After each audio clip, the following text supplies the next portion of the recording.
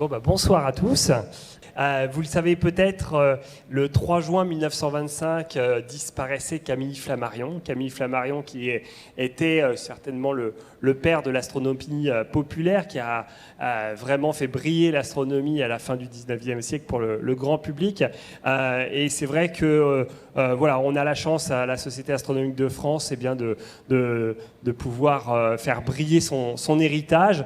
Et donc ce soir, on a souhaité effectivement vous raconter un peu l'histoire de cet homme hors norme. Et pour cela, donc, je vous prie d'accueillir Jean Guérard.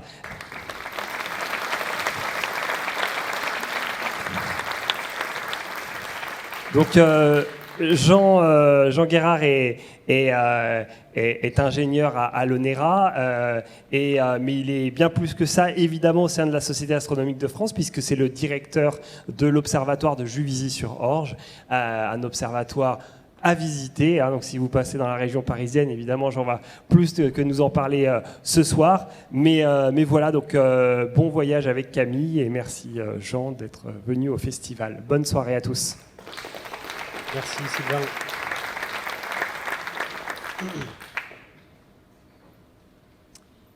Voilà, on m'entend suffisamment.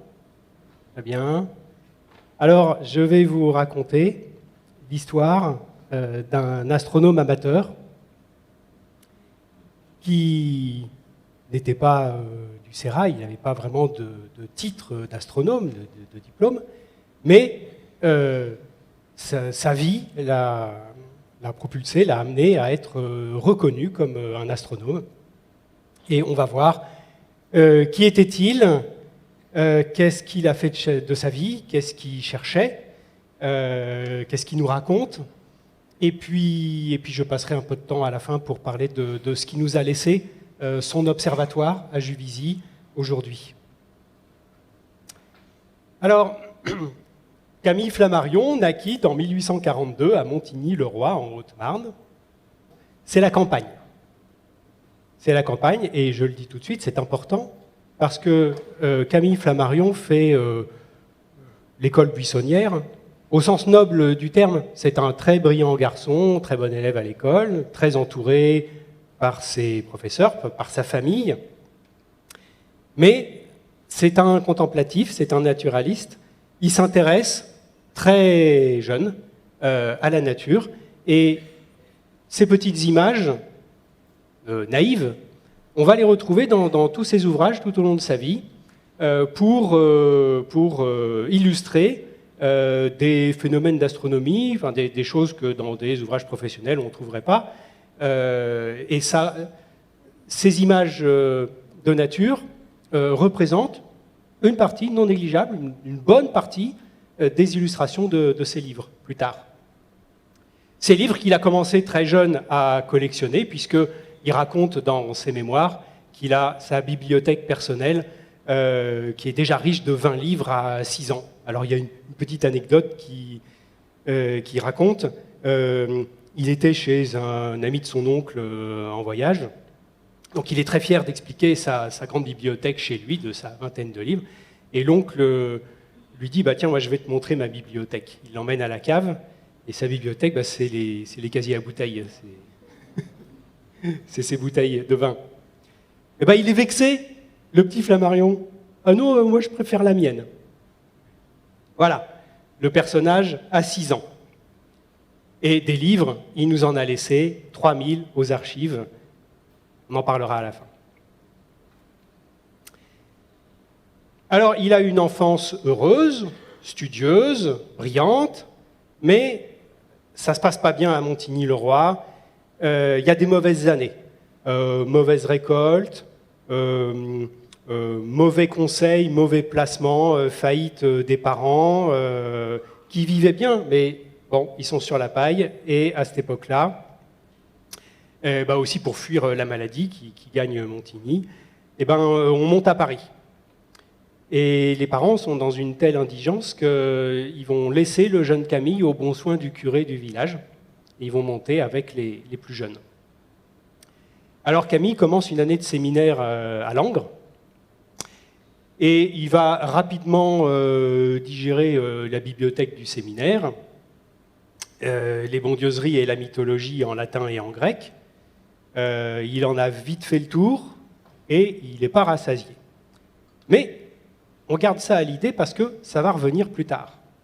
Ça va lui créer un fantastique bagage culturel qui va nous resservir dans ses livres et qui va resservir à son lectorat dans un style unique qui sera très apprécié et qui lui fera sa fortune.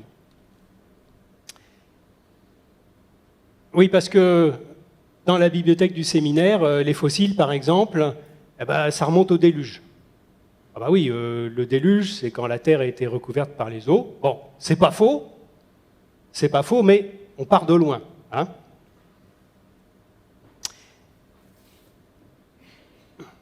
Alors, il arrive à Paris,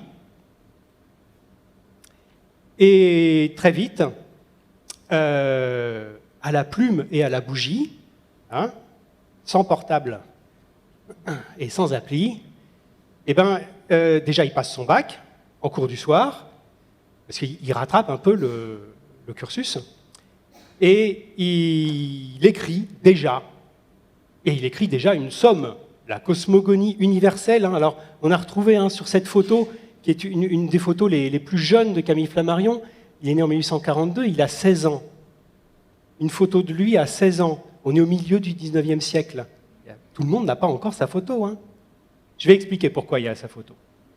Eh bien, sur cette photo, on ne fait pas très attention, mais je remets à l'endroit et on arrive à lire Cosmogonie universelle. C'est un manuscrit qu'on cherche encore aux archives. C'est son premier manuscrit. Il était là sur la photo. Alors pourquoi il fait des photos posées comme ça? La présentation va être émaillée de photos à tous les âges. C'est que quand les parents montent à Paris, son père trouve un job dans les studios Nadar. Alors voilà, on en profite. On en profite, il fait passer la famille. Et c'est comme ça qu'on a des portraits, parce que ce sont des portraits posés, hein, c'est fait en studio ça. Des portraits posés de Flammarion à tous les âges. Il en profite. Et ça aussi, on le retient, c'est important, parce qu'il découvre la photo très tôt dans le siècle, et il va comprendre que la photo, ça va être utile en astronomie. Et il va réaliser son premier rêve, qui est de rentrer à l'Observatoire de Paris. Donc, en cette année 1858, il rentre comme élève astronome à l'Observatoire de Paris. Élève astronome à l'Observatoire de Paris, ça veut dire calculateur, petite main.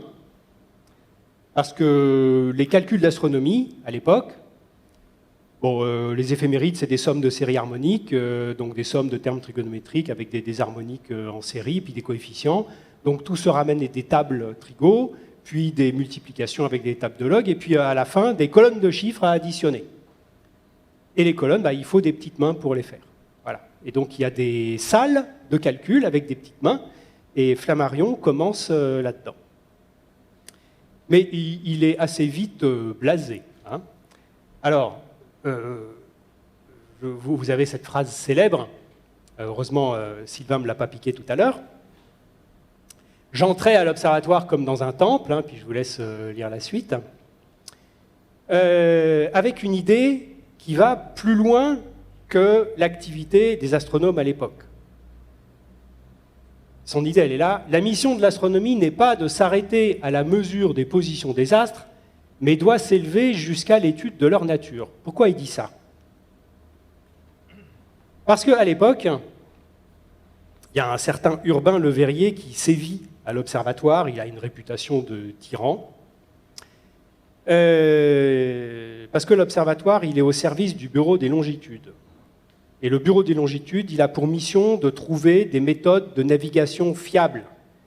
On navigue avec les étoiles pour trouver la longitude, surtout. Hein. La latitude, on a un sextant depuis Christophe Colomb, c'est bon. Mais la longitude, c'est plus dur comme problème. Alors, il y a plusieurs méthodes concurrentes, les lunaires, les satellites de Jupiter, mais toutes ces méthodes demandent des éphémérides.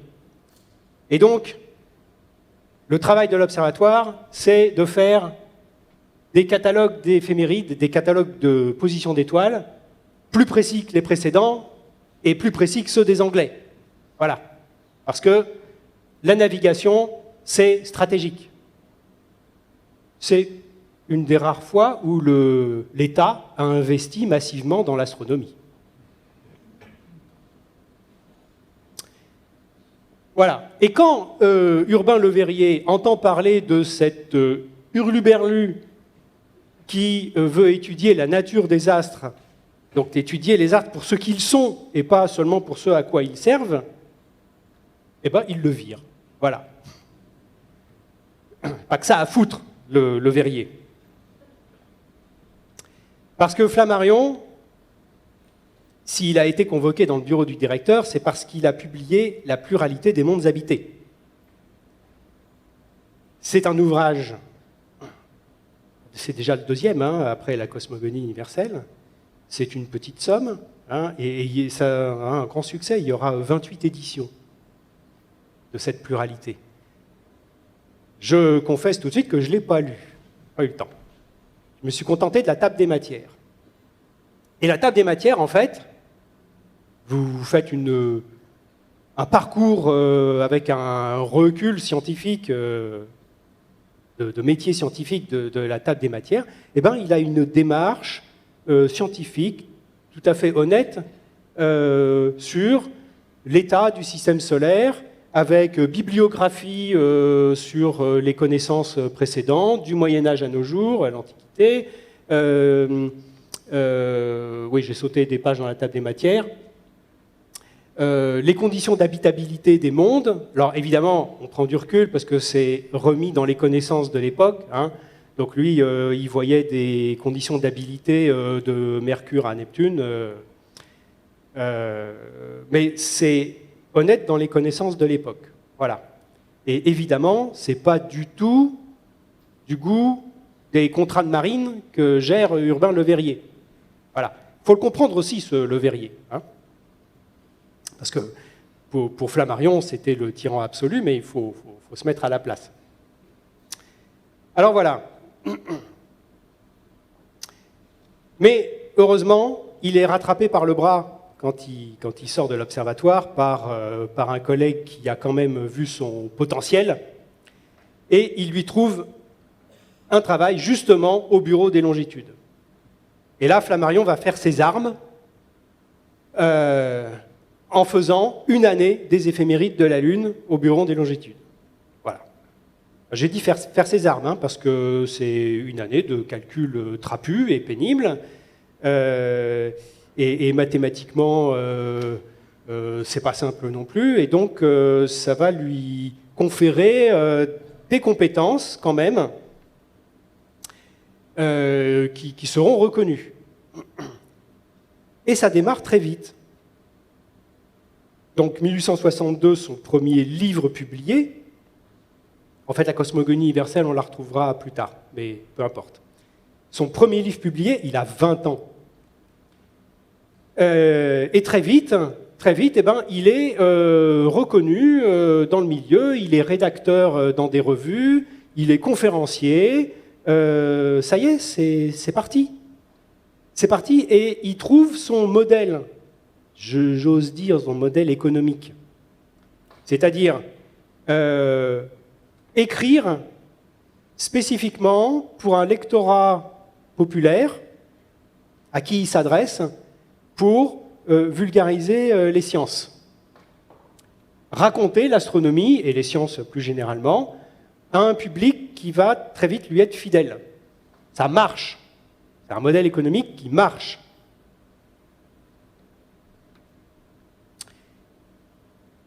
Et il a tout de suite de grands projets. Il voit loin. Alors, ça c'est dans ses mémoires. Hein.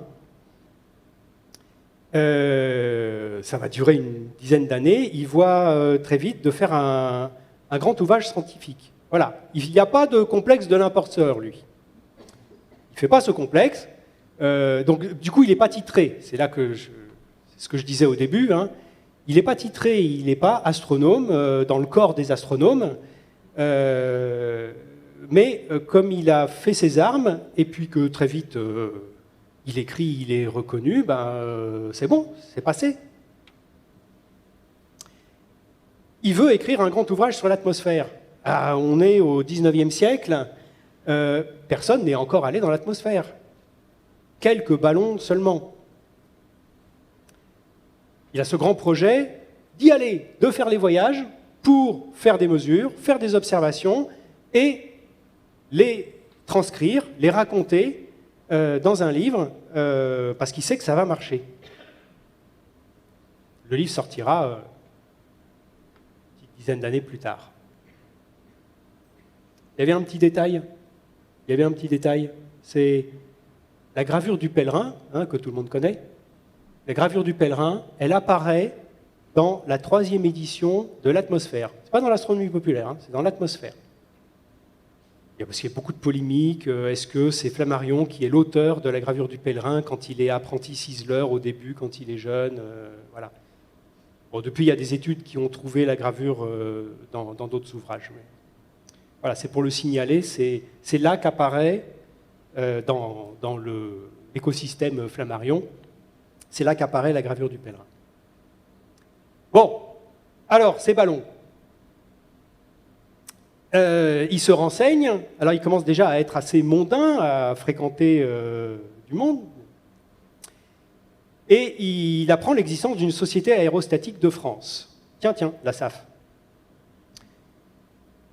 En 1867, il se fait introduire, ça marche comme ça à l'époque, il se fait introduire dans une réunion de la SAF.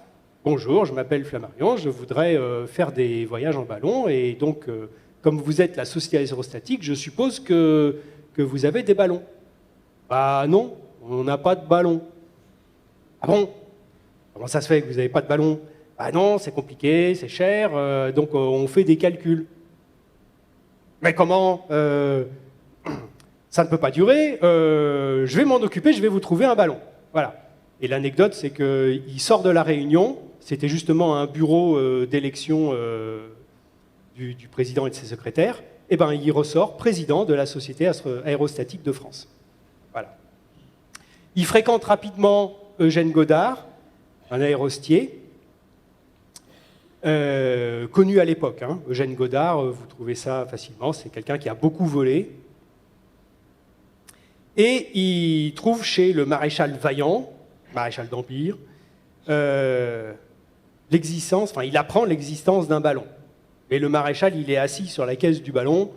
Mais vous plaisantez, jeune homme, c'est du matériel militaire de la plus haute importance. Lui, il ne sait pas s'en servir, bien sûr, mais il va lui falloir des semaines au Camille Flammarion, à chaque réception du jeudi du maréchal, pour le travailler au corps jusqu'à ce qu'il obtienne une autorisation, un prêt du ballon. Et c'est parti. Alors, ce sont des ballons à gaz. Alors, dans une autre conférence, je raconte l'histoire des ballons, tout ça, parce que ça m'a beaucoup intéressé, ce sujet. Donc, on va le simplifier aujourd'hui. Donc, c'est des ballons à gaz. On se met à côté de l'usine à gaz de la Villette, à Paris, parce que c'est l'usine qui produit le gaz qui illumine la ville des Lumières, n'est-ce pas? On gonfle le ballon là-bas. Donc, ce n'est pas un ballon à air chaud, c'est un ballon à gaz. Le gaz, c'est de l'hydrogène, principalement. Et c'est parti, voilà, une petite nacelle, des copains qui tiennent la corde, et puis on y va, on le reconnaît là, le Flammarion, et puis le Goddard aussi, par rapport à la photo précédente. On est frappé comme c'est artisanal comme mission. Ils sont juste quelques-uns comme ça, ils sont en costume, ils se sont à peine mis en tenue. Il n'y a même pas marqué Red Bull sur la nacelle. Et c'est parti pour arpenter l'atmosphère. Attention, Flammarion a une démarche scientifique. Il emmène des instruments avec lui. Donc il s'est renseigné, il a consulté et il emmène les instruments de l'époque pour explorer l'atmosphère. Thermomètre, baromètre, boussole, longue vue, sextant, voilà, parce qu'il n'a pas de GPS. Donc il emmène des vrais instruments et un carnet de notes. Le voilà, le carnet de notes. Alors je le montre parce qu'il nous est parvenu. Dans les archives, nous avons le carnet qu'il remplissait au crayon et qu'il avait dans son manteau dans la nacelle. Le carnet a survécu aux 12 voyages qu'il a fait. On va regarder un petit peu ce qu'il y a dedans. Et de ce carnet, Flammarion va éditer, donc parmi tous ses ouvrages, les voyages aériens, très beau titre, qui vont raconter tous ces voyages avec toutes les observations, parce qu'il n'y a pas que raconter, on est monté, il y avait des oiseaux au-dessus du lac, etc. Il y a toutes les expériences qu'il a fait, expériences sur la propagation du son, sur les courbes de relevé en fonction de l'altitude, de la pression, de la température. Et puis il y a des petites pépites. Et c'est dûment préparé comme voyage. Il y a plein de petits détails quand on se prend à étudier les voyages en question. L'ascension du 28 août 1874, ce n'est pas la première. Alors vous voyez, on est à la Villette, on a la masse de la nacelle, on a le poids du bonhomme, le Camille, le Jules, le Ernest, son frère, le futur éditeur. Hein. On a même Madame Camille Flammarion. C'est son voyage de noces. Il a emmené son épouse Sylvie en voyage de noces en ballon. Donc il calcule une force ascensionnelle qu'on déduit du rapport de densité de l'hydrogène avec l'air ambiant. Et donc toute cette colonne de chiffres, eh ben, ça lui donne le lest. Voilà, parce que c'est pas plus compliqué que ça. Pour monter, vous lâchez du lest. Pour descendre, vous lâchez du gaz. Voilà. Donc on fait ce qu'on veut, on monte, on descend, au gré des vents. Et quand il n'y a plus de lest, eh ben le voyage est fini. Il faut redescendre et puis on ne pourra plus remonter. Voilà. On calibre le baromètre, hop, métrologie, mesure à l'observatoire, mesure à l'usine à gaz. Hein, midi, 5 heures, ils ont mis 5 heures pour faire le trajet, etc. Les heures de lever de la Lune et du Soleil, et qu'il faut corriger. J'ai bataillé là-dessus pour retrouver l'heure exacte. Il faut se remettre au méridien de Paris, parce qu'on n'est pas encore au méridien de Greenwich. Donc le stellarium qu'on va utiliser pour recalculer, il plante là. Et il y a une petite note rigolote là. Il a emporté 600 francs or dans une bourse. Il n'y a pas de carte bleue, et comme il ne sait pas où il va atterrir, ben, le mieux c'est d'avoir des francs or. On est sûr de pouvoir rentrer à Paris avec ça. Voilà. Et on a le budget, hein. Voilà, pas besoin d'un tableur Excel, le budget de l'opération, il est là, en quelques lignes. Les honoraires de Godard, le gaz à l'usine, et puis voilà, on y est. Hein. Bon, je vous passe après tous les détails, on peut analyser ça en détail, retracer les courbes des colonnes de chiffres relevées, et voilà juste ce que ça donne. Vous avez à droite les notes qui sont prises dans le carnet, et puis la transcription rédigée proprement pour ses lecteurs. Donc on retrouve nous traversons la ligne de Vincennes, et Vincennes c'est là, c'est dans le texte, etc. Et puis on a tous les détails. Bon, résumé des 12 voyages. Je mets le tableau de ces 12 voyages avec, je ne sais plus si j'ai les altitudes atteintes, non pas dans celui-là, désolé. Il a atteint 3000 mètres dans un des voyages, c'est pas mal, 3000 mètres. Hein. Et puis il a voyagé assez longtemps. Le voyage du voyage de noces, c'est celui de 1874, il est là. Voilà. Alors en fait, ils sont partis à 18h55, c'était un vol de nuit. Il est fou. Il est parti sans instrument, sans navigation, en vol de nuit. Bon, il y avait la Lune, hein, il l'avait noté dans son carnet. Enfin, pour naviguer à la boussole et à la Lune, quand on voit les trajectoires, parce qu'ils vont terminer à Spa, de Paris-la-Villette à Spa, il y avait largement la distance de se perdre en Manche sur le chemin. Bon, je montre ça parce que au XIXe siècle, les voyages en ballon, il y a quand même une mortalité pas loin de 50%. Voilà, un tableau macabre qui répertorie tous les accidents, les péripéties des vols. Et il y a des morts, hein. Bon, il s'en est bien sorti, et donc le carnet, il n'est pas tombé dans la mer, le carnet, il est revenu, et on peut l'exploiter. Un truc rigolo dans le carnet. On tombe sur une note au hasard d'une page. Il y a un petit croquis. Bon, ça, c'est des relevés qui sont faits pendant une ascension, mais là, il a fait un petit calcul. Alors, aucune annotation, aucun titre, aucune légende. Bon, on devine ce que c'est, hein. Il y a une hauteur h. Il veut calculer la distance à l'horizon en OCB. Si je suis à une hauteur h, quelle est la distance CB, l'horizon? Bon, alors il fait un Pythagore, voilà, parce qu'on a un angle droit à la tangente là. Donc il fait son théorème de Pythagore. Il passe par des logs. Ah oui. Il passe par des logs, il fait la différence, il prend le log, ensuite il multiplie par 2 le log, c'est plus facile pour avoir le carré, etc., etc. Et puis à la fin, je vois 6000 kilomètres, parce qu'il avait écrit kilomètres. 6000 kilomètres, c'est pas l'horizon.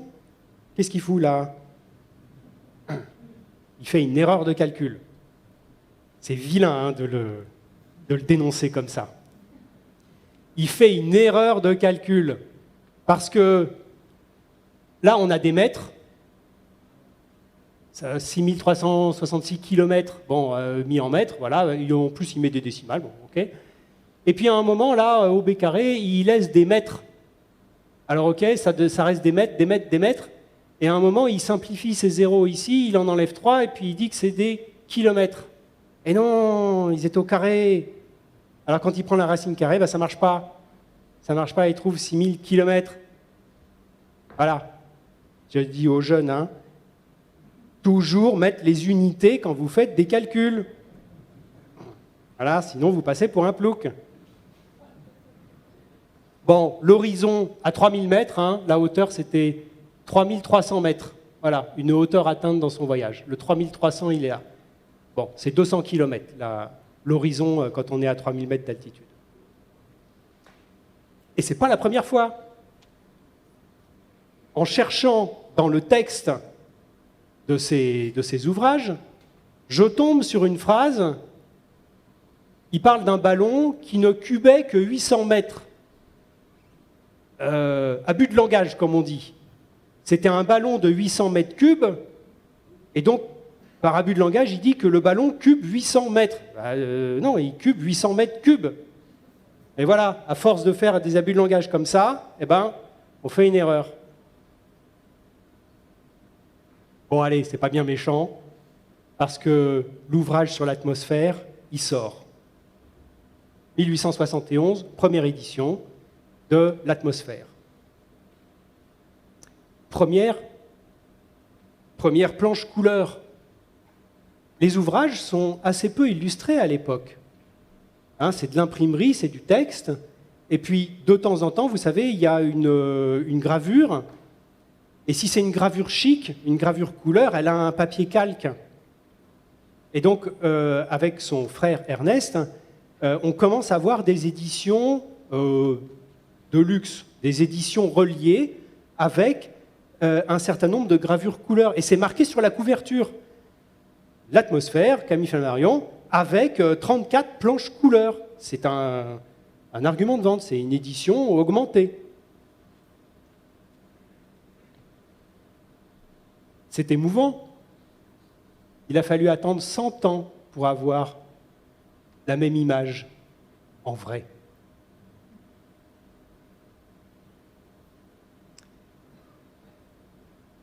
Alors, dans les ouvrages de Flammarion, qu'est-ce qu'il y a? Ben, il y a de la science. Il n'y a pas que des allégories sur la mythologie et des effets de style. Oui, il y en a. C'est dur à lire. C'est un style qui ne se fait plus. Mais il y a de la science. tous les topins sont passés par la colle sur l'arc-en-ciel, la colle sur le mirage. Voilà, l'arc-en-ciel. Le premier arc-en-ciel, c'est celui-là, et le deuxième arc-en-ciel, c'est celui-là. Hein, et donc, ça, ce sont les images. Hein, j'ai mis que les images. Mais l'explication de la réfraction, de la réflexion et de la réfraction dans la goutte d'eau, avec les indices et tout, et les calculs, ils sont dans le texte. On fait un cours de physique avec les ouvrages de Flammarion. D'autres effets sont commentés. Ici, c'est plus un effet perceptif. Hein, quand vous regardez la Lune, elle paraît plus grosse sur l'horizon que dans le ciel. C'est purement perceptif, bien sûr. Bon, il explique ça. Et il y a de la physique avancée quand même. La lumière zodiacale. La lumière zodiacale, alors bon, je vends la mèche, on sait ce que c'est aujourd'hui. À l'époque, il y a débat. Qu'est-ce que c'est que la lumière zodiacale? Est-ce que c'est solide? Est-ce que c'est une coquille accrochée au soleil, solide, un bourrelet, sur lequel la lumière du soleil se réfléchit? Et donc il y a les tenants du bourrelet, il y a les tenants du gaz, il y a les tenants des poussières. Et Flammarion nous fait la physique des différents phénomènes. Alors ce n'est pas une atmosphère, parce qu'elle serait trop étendue pour être liée au Soleil. Il y a déjà Mercure qui est dedans. Bon. Ce n'est pas la réflexion sur une surface, parce que la lumière serait polarisée. Ah, voilà. Là, on a quand même des notions d'optique avancées. Flammarion, c'est quand même quelqu'un qui touche un peu en physique. Est-ce que c'est l'émission par un nuage? Non, il n'y a pas de spectre de chaleur. Ce que j'écris là, c'est pris dans le livre. Hein. C'est les expressions prises dans le livre. Spectre de chaleur, Fraunhofer a démocratisé la spectroscopie. C'est pas très vieux encore, à l'époque où le livre est écrit. Bon, la bonne explication, c'est le nuage de particules, parce qu'il y a perte de polarisation. Et on sait observer la polarisation dans la lumière zodiacale à l'époque, et Flammarion est conscient de ça, et alors non seulement il est conscient, il l'explique dans le livre, et s'il l'explique, c'est qu'il l'a compris. Parce qu'il n'y a pas de doute que c'est lui qui écrit les livres. C'est lui qui a écrit tous ces livres. Et puis il y a de la physique de tous les jours. Là, on est toujours dans l'atmosphère, donc dans les propriétés des gaz en général.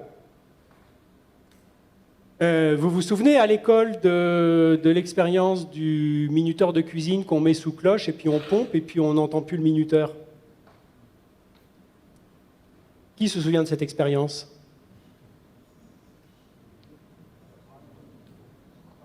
Voilà, j'avais entendu un géologue qui disait qu'on en faisait moins. Bon.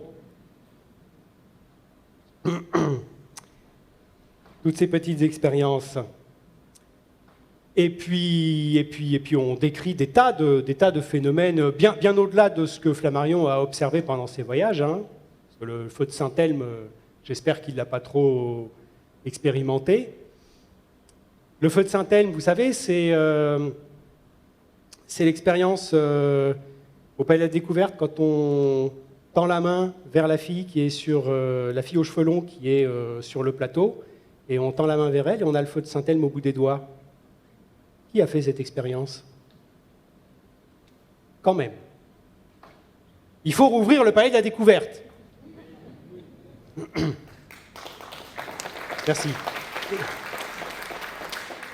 Tout le monde doit avoir fait cette expérience. On accroche le garde-corps pour se mettre à la masse et on tend la main vers la sphère électrisée qui émet des électrons et on a le feu de Saint-Elme au bout des doigts. Et bien là, le feu de Saint-Elme, il a été vu sur la flèche de Notre-Dame qui, à l'époque, était dressée. C'est après Viollet-le-Duc, la flèche, elle est là, du temps de l'atmosphère. Bon. Ça y est, Flammarion a bien trouvé son modèle et maintenant, et maintenant il va publier, il a un boulevard devant lui. Parce que les astronomes de l'époque, ils sont dans leur tour d'ivoire. Urbain Le Verrier, c'est pas son genre de parler au public. Et c'est pas beaucoup le genre des autres astronomes. Aujourd'hui, ça a changé. Les scientifiques que vous rencontrez au festival ne sont plus des savants, c'était le mot à l'époque. Plus des savants, mais des chercheurs. Plus la même finalité. Et Flammarion, donc, il a son modèle. Il faut enseigner aux masses. Et les astronomes aujourd'hui ont dans leur mission, dans leur statut, d'avoir du temps passé en médiation, en animation, en médiation. Ce qui n'était pas le cas à l'époque. Alors l'astronomie populaire, comme l'atmosphère, ça vient un petit peu après, là c'est le grand ouvrage d'astronomie. Flammarion sort l'astronomie populaire après celle de François Arago. En fait, il reprend le titre comme hommage à Arago, et il veut lui aussi faire une astronomie populaire, et voilà ce qu'il y a dedans. Alors bon, ça c'est facile, hein. L'explication du phénomène des éclipses, les coniques pour les orbites des planètes, les anneaux de Saturne, voilà, tout ça c'est de l'astronomie courante, et donc c'est expliqué tranquillement. Quand je dis tranquillement, c'est qu'il prend son temps dans le texte. Et on a plein de phénomènes, les phases de la Lune, la gravitation, parce que déjà à l'époque, on a des mesures de la masse des planètes, donc il donne le petit tableau de la chute, hein, voilà. Alors sur la Terre, vous chutez de 4,90 m dans la première seconde, c'est le chiffre courant. Et puis vous avez les valeurs pour les autres planètes comparatives. Alors attention cependant, hein, on est au 19e siècle, et sur la Lune, tout n'est pas bien net. Hein, parce que les théories en vogue à l'époque, il y avait les tenants du volcanisme, ce qu'on observe, les ronds qu'on observe sur la Lune, c'est des cratères de volcans. Et les tenants de l'impactisme. Ce qu'on voit, c'est des cratères d'impact.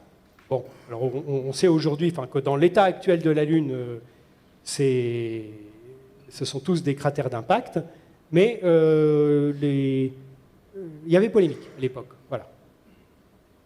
Il y a aussi des chapitres sur l'atmosphère de la Lune, parce que là, il y a le biais de Flammarion lui-même, et puis d'autres astronomes de l'époque, qu'on a tellement envie de voir de la vie sur d'autres planètes, la Lune étant la plus proche, qu'on ne voit rien, mais on se demande quand même si on pourrait pas, s'il n'y a pas un petit quelque chose. Il n'y a pas de nuages. Ouais, il n'y a pas de nuages sur la Lune. Mais regardez bien sur le bord, sur le terminateur, parfois quand Jupiter est éclipsé, on a l'impression qu'il y a une petite atténuation, parce que quand on regarde au limbe, on voit l'atmosphère dans l'éventuelle atmosphère, dans l'épaisseur. Donc s'il y en a une très ténue, c'est là qu'on a une chance de voir un effet.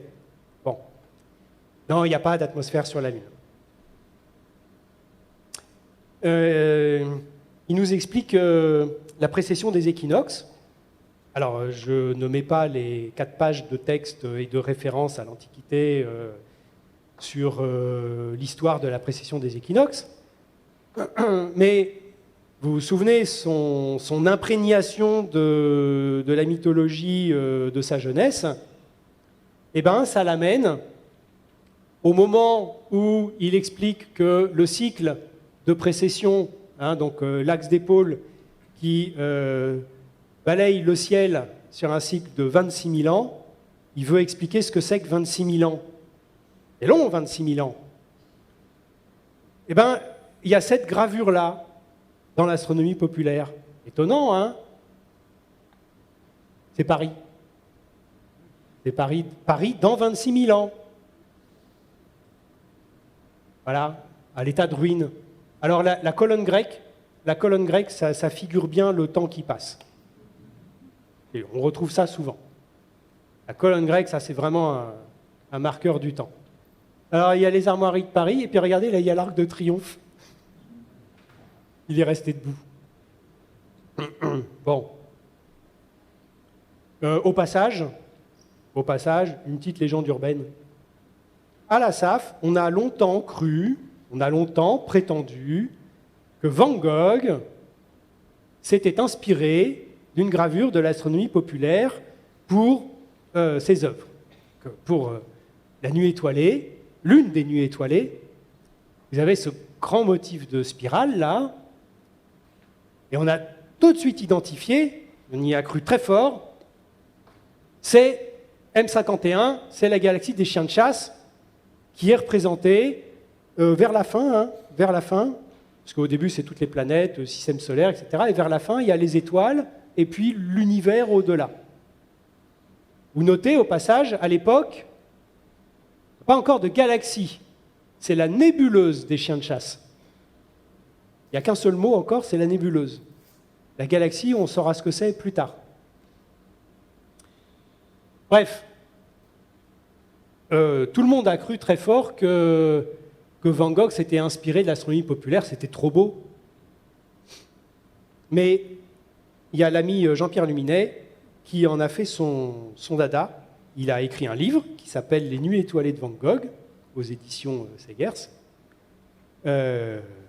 Très documenté, très bien, parce qu'il a étudié toutes les nuits étoilées, il a retrouvé les points de vue d'où étaient faites les peintures, avec le ciel qu'on pouvait voir dans cet angle-là, à cette période-là de l'année, etc. Et il a démonté l'argument de la galaxie, ça marche pas. Bon, outre l'échelle, évidemment, hein, c'est pas les chiens de chasse, c'est tout petit dans le ciel, hein, c'est pas ça, mais peu importe.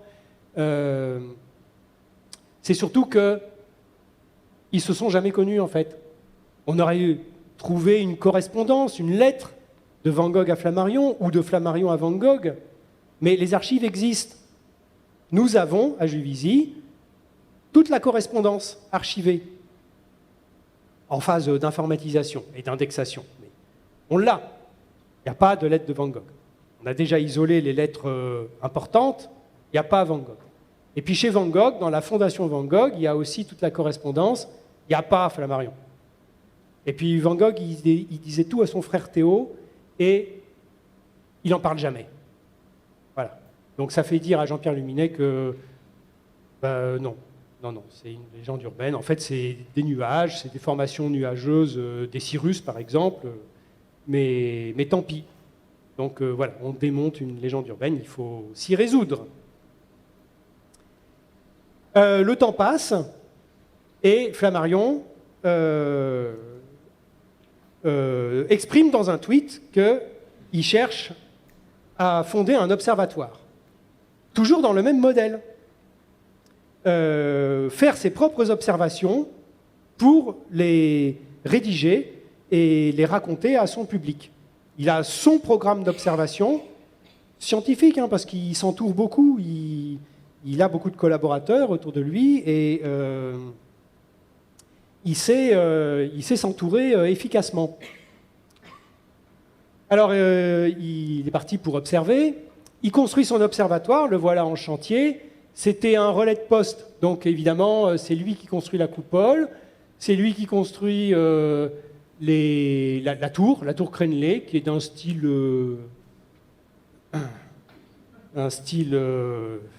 pas trop définissable par rapport à l'observatoire, mais bon, c'est comme ça. Et voilà la photo posée, c'est celle de Wikipédia, hein, c'est la photo la plus célèbre de Flammarion à sa lunette. La lunette qu'il a construite, l'histoire dit que c'est avec les bénéfices de l'astronomie populaire qu'il a pu réinvestir dans la lunette. Parce que l'observatoire, en fait, c'est un admirateur qui lui a légué. Pour dire l'impact quand même. L'impact de de son travail, de sa production, eh ben, il a des lecteurs qui sont admirateurs au point de répondre à ce tweet. Monsieur Flammarion, je suis un grand admirateur, j'ai un domaine à Juvisy dont je n'ai plus l'usage, je vous le cède, installez-vous. Voilà. 1887, Flammarion crée la SAF, la Société astronomique, cette fois, de France. Une société est fondée dans le but de réunir entre elles les personnes qui s'occupent pratiquement ou théoriquement d'astronomie. Voilà. Ou qui s'intéressent au développement de cette science et à l'extension de son influence pour l'éclairement des esprits. Voilà. Et il s'adresse à tous les gens qui veulent entreprendre des études d'astronomie. Elle prend pour titre la Société astronomique de France. C'est le document des archives, c'est le document fondateur, les statuts rédigés à la main de la Société astronomique de France, qui prend ses quartiers rue Serpente à Paris, à l'hôtel des sociétés savantes. Voilà. Il y avait une société de physique, une société française de physique, société française de mathématiques, c'est les sociétés savantes de l'époque qui sont toujours là. Hein. Eh bien, il n'y avait pas de société française d'astronomie, ou la Société astronomique de France, comme il va l'appeler. Voilà. Et donc cet observatoire, eh ben là aussi, il réalise son deuxième rêve, c'est de recréer le temple dans lequel il était entré et dont il a été chassé à l'Observatoire de Paris. Et donc, ça a de la gueule. Quand on rentre dans l'Observatoire à Juvisy, on passe sous le porche, sous la devise « Vers la vérité, par la science ». Voilà. Comme ça, on sait ce qu'on a à faire. Il faut être à la hauteur. J'avance dans le siècle et dans le temps. Cette notoriété, ça y est, maintenant, Flammarion, c'est le commandant Cousteau du début, fin 19e, début 20e. Hein, donc on le sollicite pour plein de choses. Il continue à écrire, il continue à produire ses ouvrages, toujours dans ce même style. Mais par exemple, on le sollicite pour refaire l'expérience du pendule de Foucault au Panthéon. C'est le cinquantenaire, 1851-1901, c'est le cinquantenaire. Et bien, qui c'est qui fait le cinquantenaire? C'est Camille Flammarion. On a toute une documentation sur le pendule lui-même, parce qu'il y a des documents de calcul, de dimensionnement de ce pendule, parce qu'entre-temps, il avait été démonté, hein, donc il a refait vraiment un pendule. Le pendule, il est là. On distingue le câble qui va 67 mètres plus haut. Hein, et ça, c'est le petit tas de sable. Bon, c'est une des méthodes à l'époque. Il y a une aiguille sous la masse. Et à chaque passage, on va niveler le baquet de sable. Et l'aiguille va faire une trace. Et alors, au Panthéon, l'expérience, elle est surdimensionnée, elle est inratable. Avec 67 mètres, et je crois que la période des oscillations, c'était 16 secondes. Vous imaginez, la masse, elle va pas être 16 secondes pour partir et revenir. Bon, bah là, c'est immanquable. Il y a déjà plusieurs millimètres de décalage dû à la rotation de la Terre, donc, sur un tel dimensionnement. Voilà, donc l'expérience est grandiose. Et en fait, dans l'histoire, c'est pour ça qu'elle a été faite au Panthéon, parce que Foucault avait commencé dans une cave avec 2 mètres, puis avec 5 mètres. Bon. Et puis c'était venu aux oreilles de l'empereur à l'époque, et qui avait dit, bon, bah, faites-moi l'expérience en grand, le plus grand que vous trouverez. Et le plus grand lieu couvert, il n'y a pas trop de vent quand même, à l'époque, eh ben, c'est le Panthéon, 67 mètres. Et là, l'expérience était inratable. Bon, il y a plein d'autres choses comme ça, je ne raconte pas tout, hein, je pioche des exemples. La lunette des écoles, voilà, parce qu'aujourd'hui, on est quand même dans l'astronomie populaire, dans l'éducation des masses, dans la démocratisation des sciences. Bon, je prends des exemples qui correspondent. Flammarion a supervisé la construction d'une lunette modeste, une petite lunette qui s'était appelée la lunette des écoles. Voilà. De façon que, dans chaque école, on puisse donner à chaque classe un petit matériel d'astronomie. Voilà. Si on voulait faire pareil aujourd'hui, au lieu de distribuer des tablettes, eh ben, on pourrait donner un instrument d'astronomie dans chaque école. Hein, ça serait une bonne idée. Les plans, on les a. Il faut que je parle de Mars quand même, rapidement, parce que bon, c'est pas le sujet. Hein. Je parle de Mars parce que Flammarion, il s'est intéressé à Mars et plus qu'aux autres planètes, parce que Mars, s'il y a de la vie quelque part, c'est sur Mars. Alors, vous savez, une anecdote. Au début du XXe siècle, on organisait un concours pour inventer des méthodes de communication avec des civilisations extraterrestres. Voilà, on n'a pas attendu le SETI pour ça. Un jury accueillait des dossiers avec des propositions de méthodes, donc comment ça s'appelle, des anaglyphes énormes tracés dans la campagne, des méthodes radio, tout ce qu'on veut, tout ça. Sauf pour Mars. Le règlement était formel. Sauf pour Mars, parce que c'est trop facile. Oui, parce que Mars, on peut l'observer depuis la Terre. Mars est juste après la Terre, hein, et donc il y a des oppositions martiennes quand les deux planètes sont du même côté ensemble. La planète est franchement plus grosse, est franchement plus observable, et on voit des détails avec les instruments de l'époque. Alors ceci dit, c'est étonnant parce que qui observe Mars à l'époque? Parce que la lunette de l'observatoire de Juvisy, elle fait 240 mm. Bon, c'est une belle lunette, hein. Enfin, c'est la plus grande lunette privée d'Europe, tout de même, à l'époque. Mais c'est pas le plus grand télescope du monde. Sur le mont Wilson, puis à l'observatoire de Paris, il y a plus gros. Et puis il va bientôt y avoir plus gros à Meudon. Mais c'est ce que je vous dis, les astronomes de l'époque, ils sont occupés à des éphémérides, à des catalogues. Ils ne font pas encore de la planétologie. Ils n'observent pas encore beaucoup en détail. Ils ne prennent pas le soin d'observer les planètes.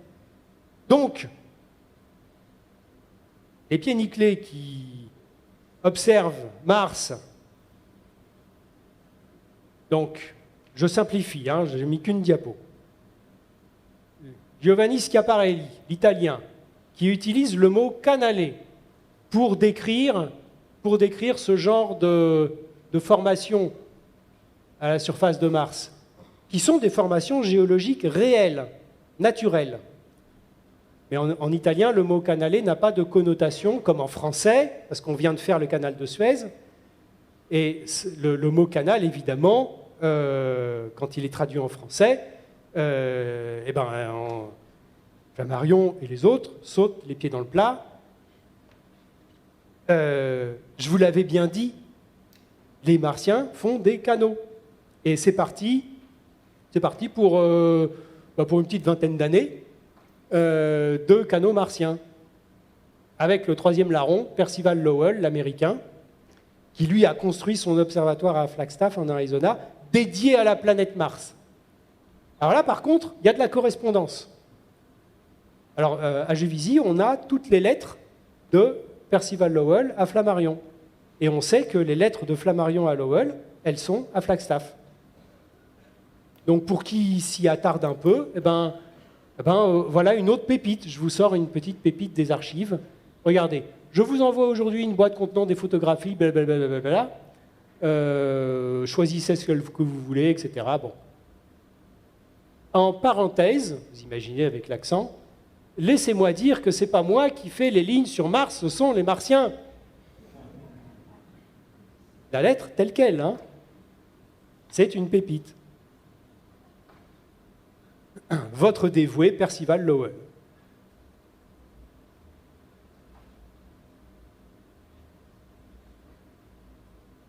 Ah oui, quand même, la fin des canaux. Hein. La fin des canaux, c'est Eugène Antoniadi, qui est un des collaborateurs. Il est plus jeune que les autres. Lui, c'est un vrai astronome. Il est titré, il travaille sur différents postes en Europe, et lui, il va prendre le temps, vraiment, d'observer Mars à la nouvelle lunette de Meudon qui vient d'être mise en service. 90 cm. Elle est manque de peau un peu plus petite que celle des Anglais, 95, pour 1 pouce, ou 2 pouces. C'est pas la plus grande. Mais Antoniadi fait des observations sérieuses de Mars, et il va quand même siffler à la fin de la récré, non, arrêtez, il n'y a pas de canaux sur Mars. Il faudrait qu'il fasse 1000 km de large, il faudrait une industrie invraisemblable sur la planète pour les créer seulement, hein, et parce que les réseaux publiés comportaient des dizaines de canaux sur la planète. Parce qu'en fait, on fantasmait complètement, on projetait complètement l'activité humaine sur les potentielles villes martiennes. Bon, voilà pour l'aventure des canaux martiens. Alors voilà, Flammarion a écrit plein de livres, des livres de vulgarisation, l'atmosphère, l'astronomie populaire, Terre du ciel aussi, des livres des essais de philosophie, comme La pluralité des mondes habités, des romans philosophiques, L'Humaine, un essai tout de même, dans lequel on imagine un défunt, voilà, parce que c'était une grande préoccupation, je ne vais pas en parler aujourd'hui. Hein. Quand une personne décède, son âme voyage instantanément, plus vite que la lumière, sur une planète qui se trouve en nombre d'années-lumière à la distance de son âge. Donc, le personnage avait 72 ans quand il décède. Il se retrouve sur Aldébaran, sur une étoile qui est précisément à 72 années-lumière de la Terre. Et hop, quand il arrive à 72 années-lumière de la Terre, il revoit sa vie. Il revoit sa vie défiler. Voilà. Alors il imagine tout un parcours, il repart de là, et puis il retourne vers sa planète en remontant le temps pour revoir tout le film de sa vie à l'envers. C'est-à-dire, il fait de la physique. Non, avant la relativité. Hein, mais il fait de la physique. Il le revendique, d'ailleurs, c'est écrit par un des personnages. Il utilise les lois de la physique pour faire une scène romancée. Bon, j'ai parlé de Mars très brièvement, il faut quand même que je dise un mot sur ses épouses. Il y en a eu 2. Il y a Sylvie. Sylvie, c'est celle qui a fait le voyage de noces en ballon. Voilà, qui était un peu plus âgée que lui. Mais on en parle parce que Sylvie a été la fidèle collaboratrice de Flammarion. De sa main, il y a beaucoup d'annotations dans les correspondances. Elle participait. Et puis Sylvie était militante dans des cercles féministes. Enfin, c'est assez progressiste pour l'époque. La paix et le désarmement par les femmes, c'était le nom de son association militante. Bon, Sylvie décède en 1919 et Flammarion, âgé, épouse en seconde noces sa jeune secrétaire, Gabrielle, qui a 34 ans de moins que lui, mais qui, elle aussi, va œuvrer toute sa vie au maintien de la Société astronomique de France. Elle va reprendre les activités. Elle sera secrétaire générale de la SAF toute sa vie, et elle voue sa vie à l'astronomie. Voilà. Bon, et Flammarion décède donc il y a 100 ans, en 1925. Alors qu'est-ce qu'il nous a laissé ? Je vais prendre les quelques minutes qui restent pour parler de son héritage. Alors beaucoup de livres, hein, voilà une photo de l'époque. C'est son bureau qui n'est plus dans cet état-là aujourd'hui, hein, mais il reste les marques des étagères. Tous les livres ont été sauvegardés, ils ont été déplacés aux archives à côté, mais le bâtiment aujourd'hui est vide. Voilà. Alors, Flammarion travaillait dans son bureau. Il était complètement entouré de ses livres. Il y avait le mur nord, le mur sud, le mur ouest, voilà. Et c'était des livres du sol au plafond. Et sur plusieurs pièces, hein, pas que le bureau. Voilà l'observatoire aujourd'hui. Il y a un grand parc qui permet de recevoir du monde, c'est très sympa, qui permet d'avoir des projets. Et donc ce fonds documentaire, le fonds Flammarion, classé, ainsi que le bâtiment, hein, classé monument historique, avec donc les livres, on a dit, la correspondance, j'en ai parlé, les manuscrits, le manuscrit de l'astronomie populaire, le manuscrit de la cosmogonie universelle, j'ai pas encore mis la main dessus, mais je sais qu'il est aux archives. Et puis des objets, des instruments. On va regarder quelques pépites. Par exemple, on a parlé du pendule de Foucault. Dans ces relations, Flammarion a récupéré le télescope de Foucault. Foucault, Léon Foucault, mettez les mains dessus. C'est quand même émouvant de manipuler ce télescope. Alors, il a été restauré et aujourd'hui, il est visible aux archives départementales de l'Essonne à Chamarande, un peu plus loin dans le département. Puis on le voit ici sur des photos d'époque. Voilà, là, on est sur la terrasse de l'observatoire. Il y a la lunette qui est ouverte dans la coupole. Ce fameux télescope de Foucault. Vous voyez, il est toujours là, hein, on le reconnaît bien, toutes les pièces. Et puis ça, c'est la lunette sur pied cauchois, avec Ferdinand Quénisset. Ferdinand Quénisset, c'est le grand assistant de Flammarion, qui a fait toutes les plaques photographiques, qui était là tous les jours à l'observatoire, dans les carnets, parce qu'on a aussi les carnets des plaques, les registres des plaques. Quénisset, il vient quasiment tous les jours. Il habite à Juvisy et il travaille à l'observatoire. Il est collaborateur de Flammarion. Hein. Dans le modèle économique, Flammarion a de quoi rémunérer son collaborateur. Et le voilà, le Ferdinand Quénisset. Et je parle de ce télescope parce que aux archives départementales, le télescope vient de remplacer le globe de Coronelli. Nous avons, comme héritage à la SAF, un globe de Coronelli. Ça, ce sont des trésors, hein, inestimables.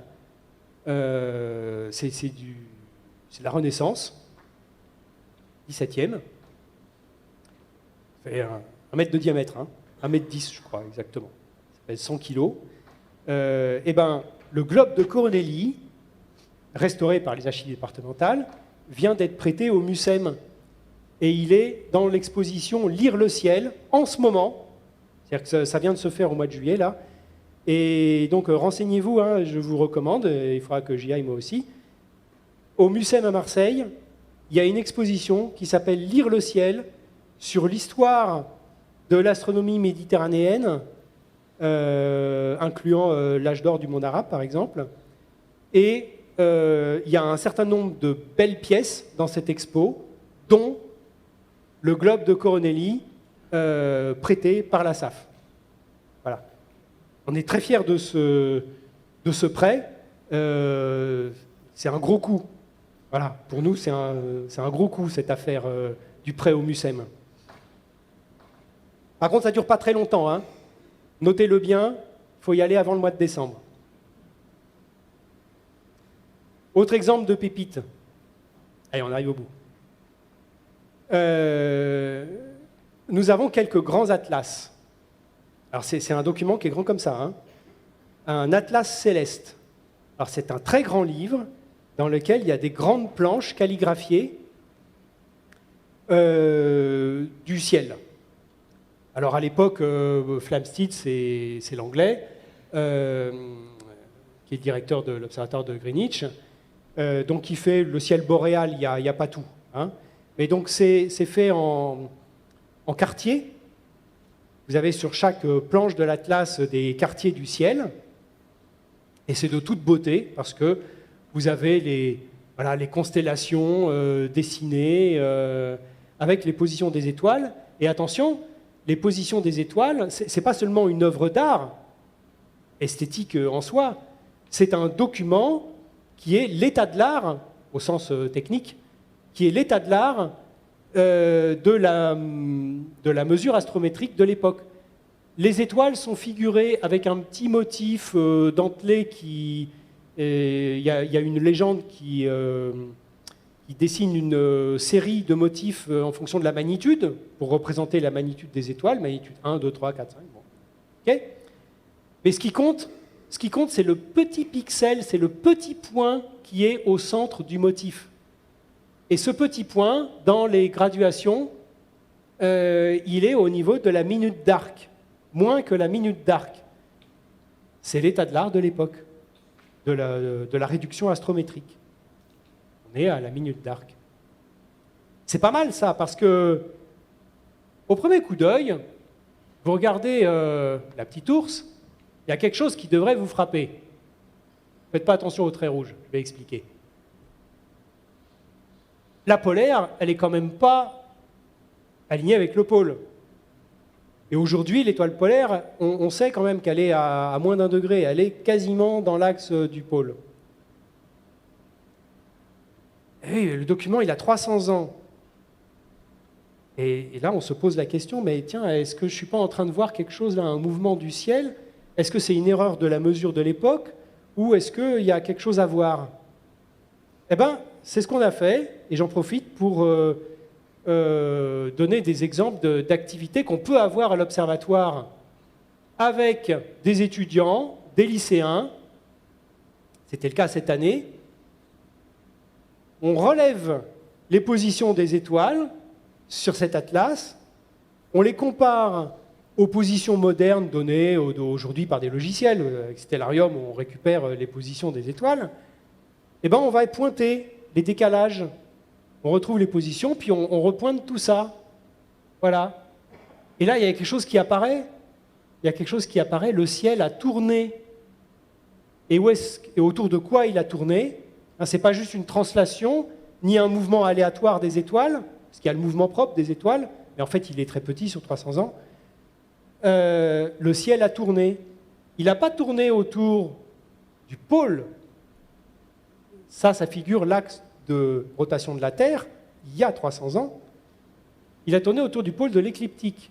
Le pôle de l'écliptique, c'est la perpendiculaire au plan de l'orbite terrestre. Ben ça, si vous vous souvenez, c'est la précession de l'axe. La gravure avec le passant qui, au bout de 26 000 ans, regarde les ruines de Paris. Eh bien, 300 ans sur 26 000 ans, eh ben, ce n'est pas négligeable. Et donc là, on a l'occasion magnifique de prendre un document d'époque qui a 300 ans et qui nous laisse voir un mouvement qui n'est pas à notre échelle humaine de vie. Mais 300 ans, quand même, par rapport à 26 000 ans, ben c'est ça. Voilà, parce que 26 000 ans, c'est un tour complet, et en 300 ans, on a fait ça, et c'est mesurable. C'est mesurable avec une règle graduée par des jeunes au lycée, et quand on fait la proportion, qu'on regarde de combien on a tourné, ben on trouve 26 000, on trouve 25 000 plus ou moins 1000, on y est. Très beau résultat. Et j'en profite pour les enseignants qui sont avec nous.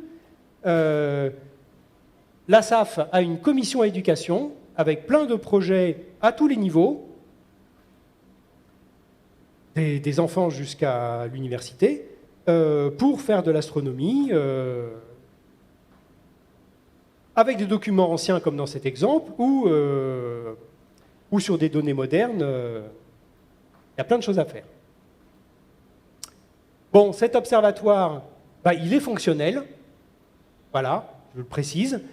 La lunette, la fameuse lunette de Flammarion, elle est là, elle a été restaurée, elle est en service aujourd'hui, et on fait des observations.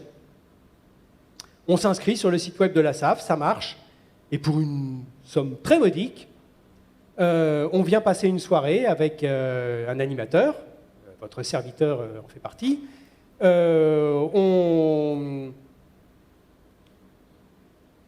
on passe la soirée sur l'instrument de Flammarion. Il est quasiment dans l'état initial. On met juste un oculaire moderne, mais c'est l'instrument d'origine. Et on fait des observations en l'état. Hein. Bon, sauf que le ciel de Juvisy, dans les cartes de pollution lumineuse, hein, voilà, on n'est pas à Madagascar. Juvisy, c'est dans le pire. Mais il y a quand même des choses à faire. Il y a un certain nombre d'observations qui n'ont pas besoin d'un ciel profond. Alors il y a de la science aussi dans ces archives. On a des plaques photographiques. Souvenez-vous de Flammarion qui allait au studio Nadar régulièrement. Eh bien, dès qu'il a eu son observatoire, c'était en 1887, la première lumière, quelques années plus tard, il fait des plaques photographiques. Il a compris que l'astrophotographie, ça serait très utile à l'astronomie, parce que jusqu'à présent, on ne faisait que des dessins. Eh bien, il applique la photographie, il s'équipe, il forme ses collaborateurs, et on va avoir des plaques photographiques, donc c'est des plaques de verre recouvertes d'une émulsion, disponibles à l'observatoire, et en quantité, il y en a des milliers. Voilà. Et très tôt, avant 1900, on a des plaques réalisées avant 1900. Il n'y en a pas beaucoup dans le monde, des plaques photographiques avant 1900. Et aujourd'hui, on est partenaire avec l'Observatoire de Meudon sur une grosse machine dédiée au scan des plaques anciennes pour retrouver ici un petit astéroïde qui est retrouvé sur une plaque ancienne et pointé avec ses éphémérides modernes, alors que cette plaque n'avait pas été utilisée pour la prédiction des éphémérides.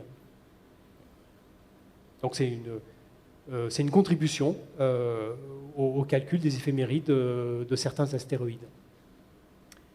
Voilà. À une époque, Flammarion a voulu, toujours sur son même modèle, faire son propre catalogue Messier. Le catalogue Messier, c'est une centaine d'objets, alors 103 exactement, dans de Messier.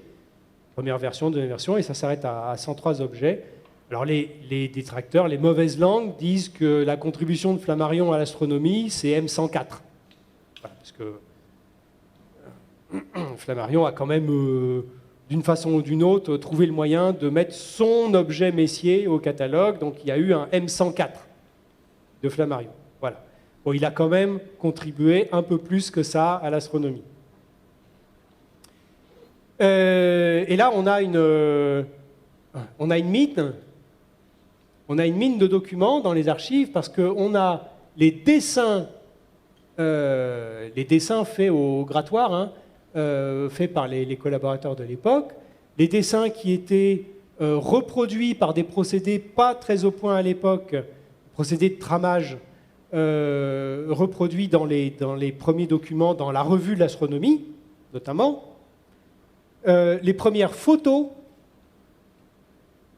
qui étaient faites sur ces plaques, les reproductions de ces plaques, alors pardon, la plaque réelle, c'est celle-là, ça c'est le tirage qu'on a fait de la plaque à l'époque, et aujourd'hui on peut retrouver l'information, on arrive à faire un meilleur scan que le tirage de l'époque, bon, à comparer bien sûr avec une image moderne, mais tout ça est comparable aux archives, les documents sont là, ainsi que le texte, les manuscrits du texte que Flammarion publiait pour chaque objet Messier.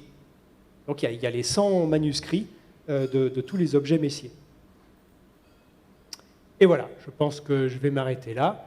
Je m'arrête sur la dernière citation de Flammarion, que je ne vais pas vous lire parce que je m'étrangle à chaque fois que je la lis.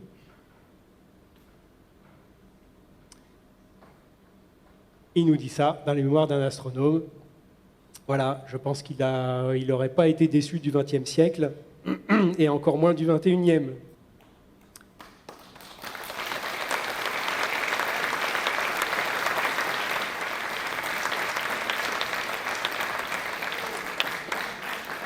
Notez juste les prochains rendez-vous à l'Observatoire. Hein, donc on sera présent aux Journées du patrimoine, les 20 et 21 septembre de cette année, à Juvisy donc.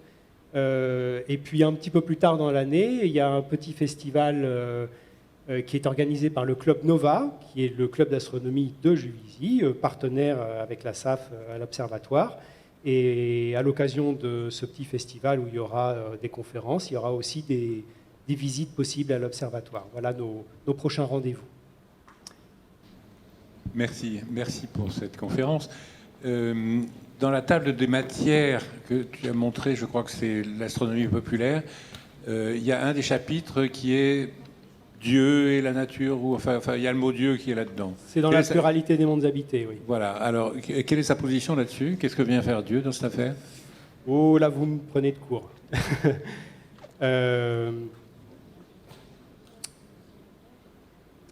Alors, Flammarion est très cultivé sur le christianisme, parce qu'il a fait une année de séminaire, il a été formé, voilà. Il sera agnostique plus tard.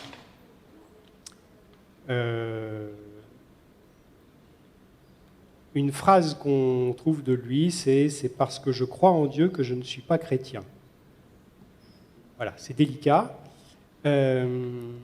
Mais il va s'orienter vers des formes plus universelles. Les religions l'intéressent parce que le spiritisme l'intéresse. Il fréquente Allan Kardec, le fondateur du courant spirit. Il aura lui-même dans sa vie des activités spirites discutables. Mais sur le fond, bon là je ne suis pas spécialiste, je vous recommanderai le livre de Jacques Arnoux, Flammarion, le pèlerin des étoiles, qui lui abordera les questions théologiques avec plus de bagages et plus sérieusement que moi. Ce que je sais, c'est qu'il se détache. Il se détache du christianisme dans sa vie parce qu'il veut croire en quelque chose de plus universel. Voilà. Il ne veut pas se rattacher à une religion en particulier, il cherche quelque chose de plus universel. Je m'entraînerai à cette réponse. Bon, eh bien, ma foi, merci beaucoup. Merci à vous.